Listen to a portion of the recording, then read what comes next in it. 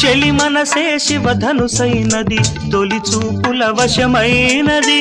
వలపు స్వయంవరమైనప్పుడు గెలువనిది ఏది ఒక బాణము ఒక భార్యన్నది శ్రీరాముని చిరయసమైనది శ్రీవారు వరమిస్తే సిరులన్నీ నావి తొలి చుక్కవు నీవే చుక్కానివి నీవే తుదిదాకా నీవే మరు జన్మకు నీవే